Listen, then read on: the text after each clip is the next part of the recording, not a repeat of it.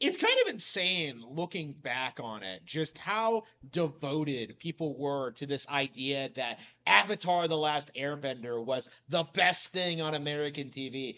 For a decade, people were obsessing over this show, saying it was like the greatest thing ever, that it was like so philosophical, that it was so deep, that it was this really well constructed, like animated Western product. And, anybody with like two brain cells to run together immediately realized that anime was where it was at. Anime was far superior to Avatar in every way, shape, and form. And slowly, as anime has become more mainstream, people are willing to accept that like Avatar is just a knockoff product, that it's not all that original or fun or exciting, that it's incredibly westernized, that it's like paused, that is all out, trying to make a trying to pass off Korra as a bisexual thought. There's so much that Avatar did wrong, especially with like the sequel series. But I do think we're at that point now where we do need to come out and say that the Avatar, the Last Airbender cartoon, the original series, not the sequels, not the comics, not like weird Netflix live action adaptations,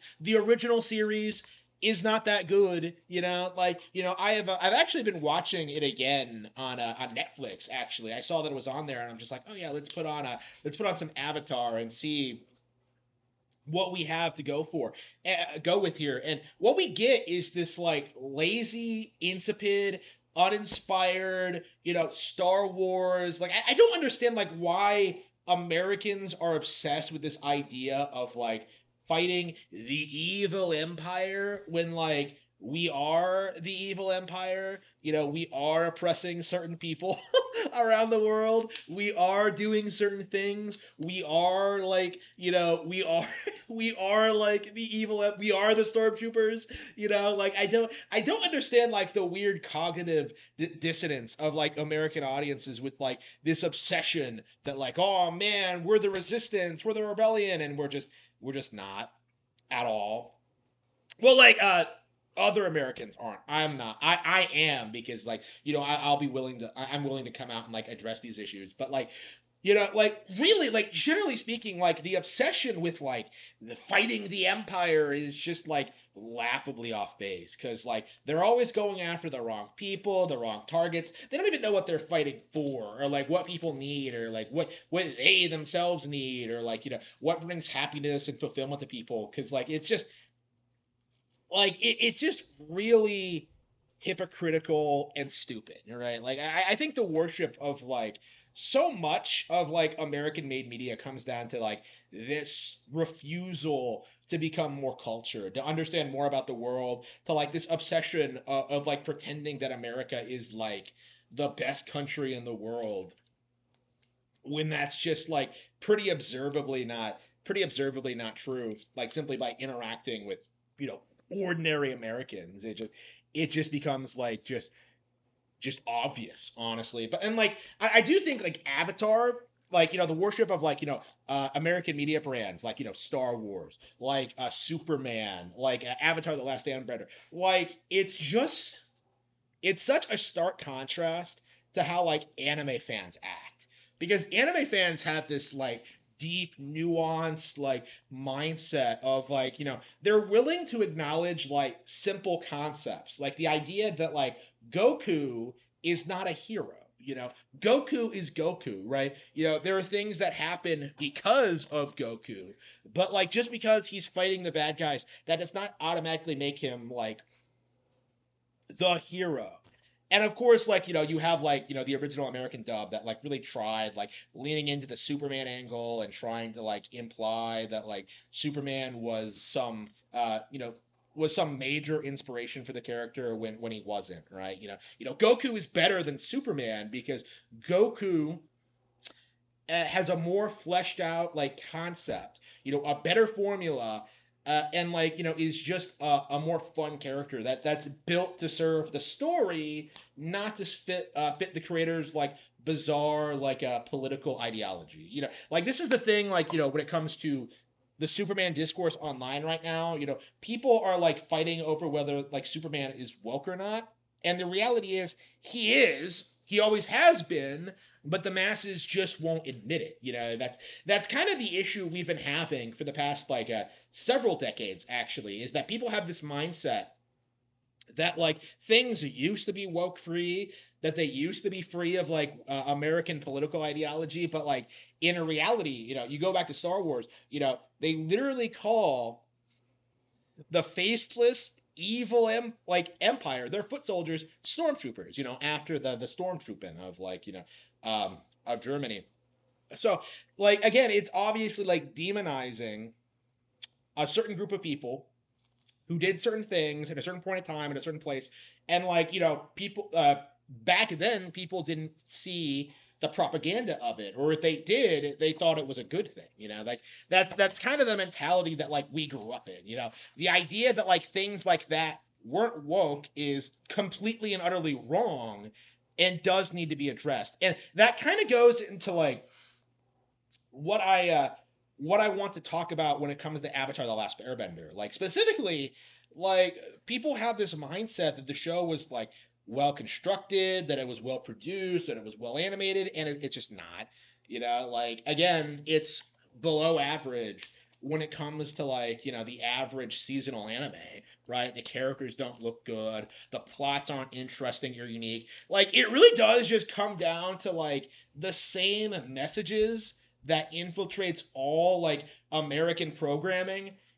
It's just like recontextualized in this knockoff anime like aesthetic, right? Like if you really think about it, if you really look into like what Avatar is actually about, it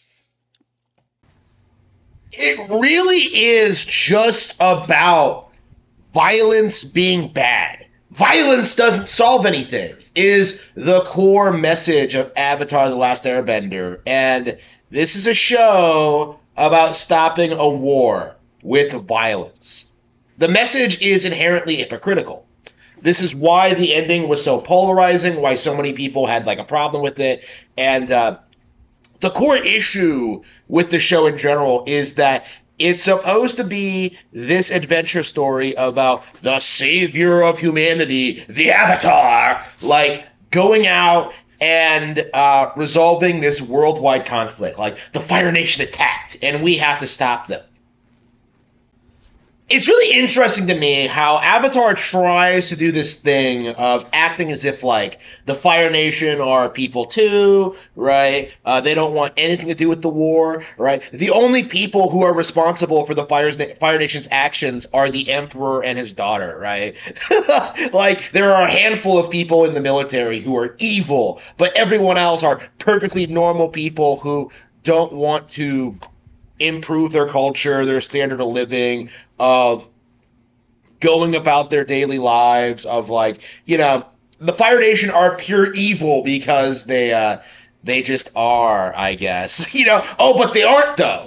Like that's the core issue with Avatar, right? Is that it does this weird thing where it tries to present like different cultures as simultaneously being very segregated, of having developed their own unique like styles of like bending and culture and worldviews, stuff like that. But then it like also tries and like unifies them through like a messianic figure, the Avatar. Like they try and act as if the Avatar is like the bridge, not only between all the different cultures, but with the mortal and the spirit realms. Like you have to do what the Avatar wants, like because he's the Avatar, right? I think Iroh really adequately describes the mindset of the creators in season 3 when they're like talking about like why he can't be the one to kill Ozai. Like, first of all, he emphasized that like he can't do it.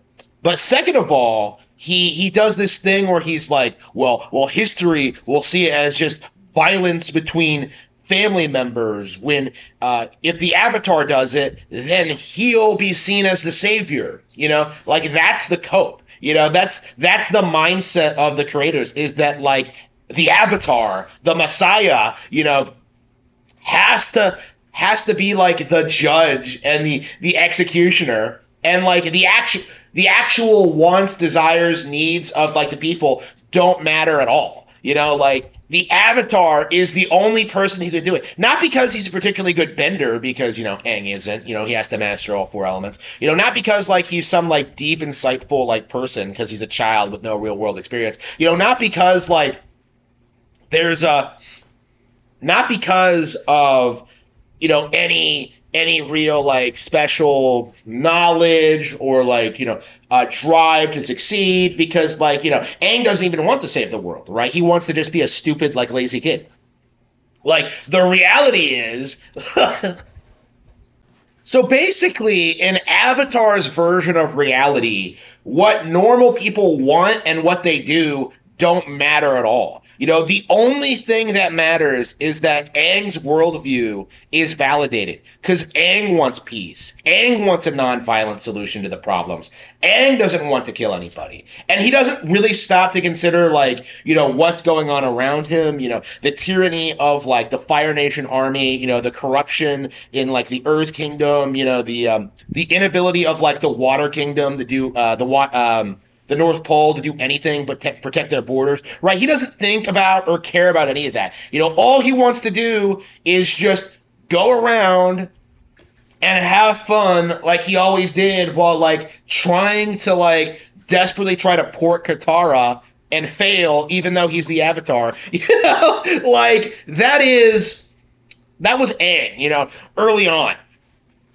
And eventually he develops, and like he doesn't really move past this mentality. Aang is like consistent in his viewpoint that like killing people is wrong, that violence is wrong, while he wages violence against other groups of people for various reasons, especially when like Appa gets kidnapped. So like when you really start to think about it, when you really start to like take in like what the messages of Avatar actually encompass, especially on an episodic to episodic basis, like you really do start to see like a lot of Americanized woke programming, like even very early on, right? You do see like a disproportionate amount of like strong female characters. You do see freedom fighters like Jet be demonized. And the big climax of book one, the sequence that really should have like convinced everyone that the creators didn't know what they were doing, was trying to have some girl power message, like, oh, Katara wants to fight. Yeah, completely misrepresenting, how important it is to for the female role, misrepresenting like healing, like Katara. It's very feminist coded. Like this idea that like women's work is demeaning or worthless, and that men's work is somehow like higher status, when like in reality both are important. Katara like completely goes to the North Pole and like completely disrespects like her mentor, completely disrespects like the people who want to teach her like healing stuff, which is like very, very important. Like again, it's like what exactly is wrong with like wanting to expand her skill set like outside of fighting? It's obviously meant to like push this like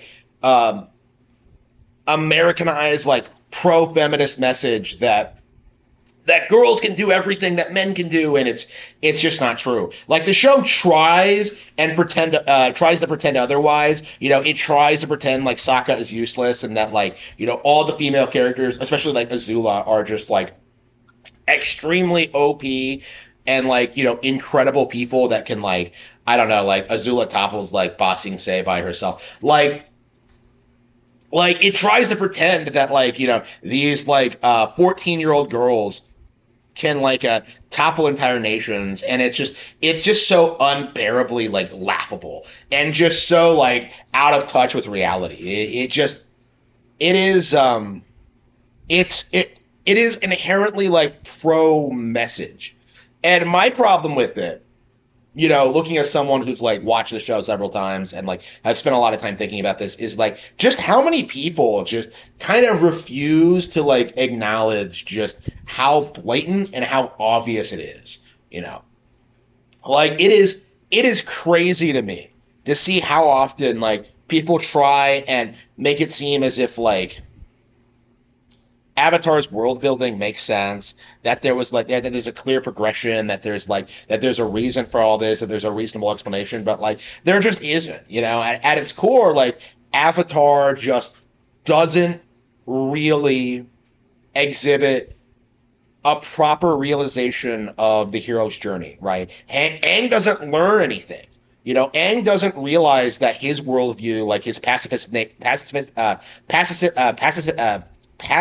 nature, is not going to solve the problem. He does not reject his nature to do what needs to be done. Instead, he like bends the world to like make his the worldview he's had from the very beginning like viable. You know, like he doesn't grow or learn anything. Like, and again, like the fact that the series had to end on such like a massive ass pull really demonstrates that mentality.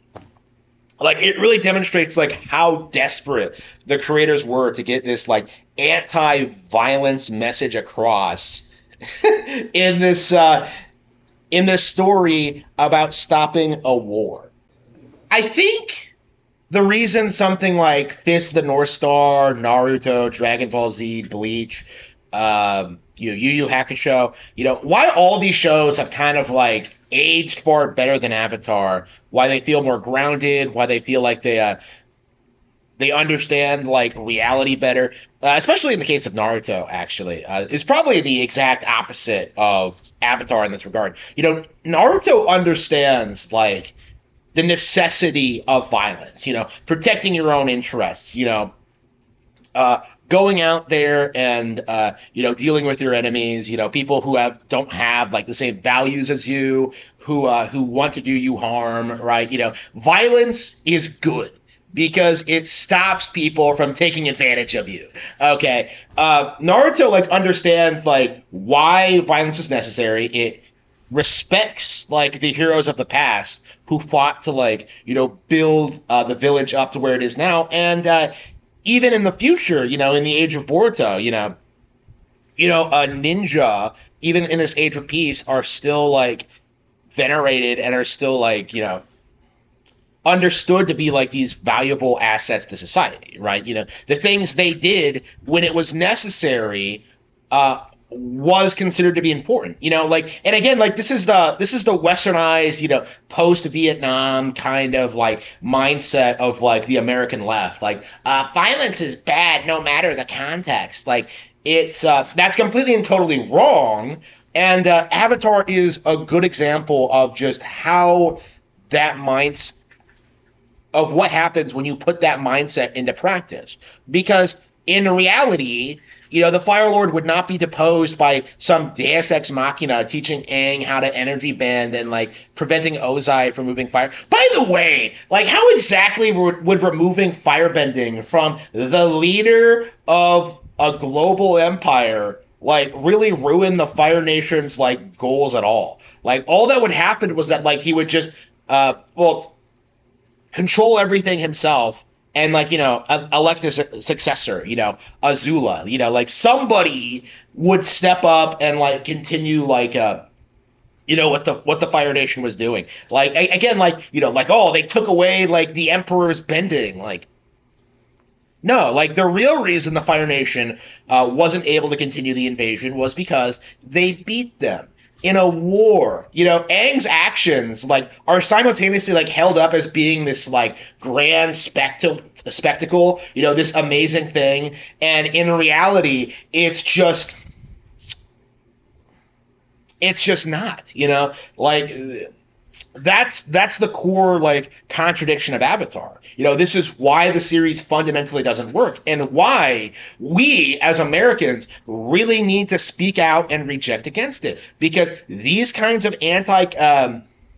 these kind of messages are toxic. It's kind of like I saw today, like Stuttering Craig was talking about how like, in Captain Planet, the characters would like look straight into the camera and tell you like not to have families because the entire world is your family. Avatar has like, pretty similar messages. It's just a lot more subtle and people seriously try and like act as if it's like some deep, profound, like philosophical thing when in reality, like all it's doing is pushing the communist message.